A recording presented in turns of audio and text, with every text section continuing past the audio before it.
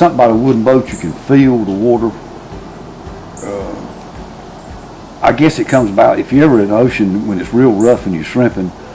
When you go over a pretty good sized wave, the boat will tremble because of the strain, and it's just something you never forget.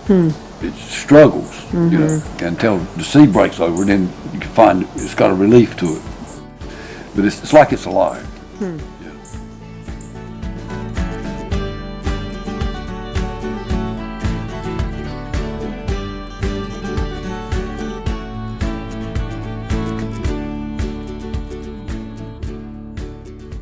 It would probably be referred to as a sound boat. What attracted me to it was the artistic value of it. In Varnamtown, there was a boat down there named the Margie. It was very similar to this size, maybe a little narrow. Actually, one of my relatives owned it, and I spent my childhood when I weren't in school around Varnamtown landing on the water or playing around the water. I know somewhat of the people that built these boats, why they were built, their lifestyle, everything that complemented that lifestyle, and it's something great.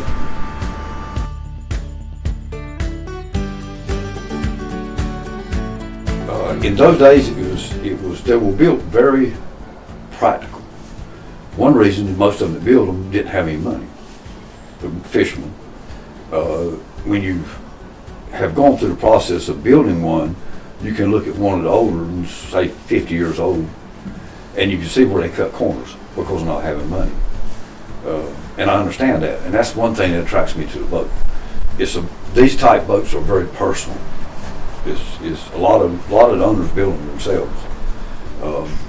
The purpose, like the cabin, like on this one, very seldom do they have an overnight trip. If they did, the boat would be comfortable for a couple, 3 days, and after that it got kind of tough. But there wasn't any long trips, not like having done. There was no air conditioning. If they had any water, it was in a can. You know, it was just a day trip. One of the unique features in a round stern, is right here. Actually, with a round stern boat, I call it not attached to the rest of the boat. If this was a square stern, this would go all the way back, and then the stern would be planked horizontally, and you'd have a corner. But a lot of the Harkins Island guys, I found out, go on the inside and they'd run at least a 4x4 or a 6x6 from here back into the stern. That was to keep the stern on the boat because it's a weak point. And what I did was at this point here on the two ribs, I run mortised in horizontal pieces, 3 of them, about 2.5 inches thick by 4 inches wide, and bolted them in to attach the stern to this. The round stern like on this one come about for 2 reasons. One of them is in a following seat is coming up on your stern. It doesn't have a tendency to splash over the stern because the stern is tapered and it's round. It'll pass. Actually, the stern passes through the seat. A flat-ended stern boat, the seat will break against it. It'll pack it.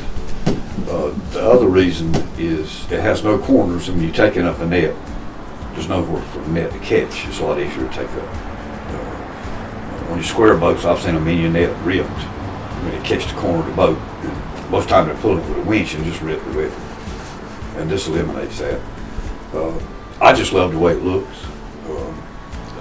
First one I've ever built, and I don't want to build another.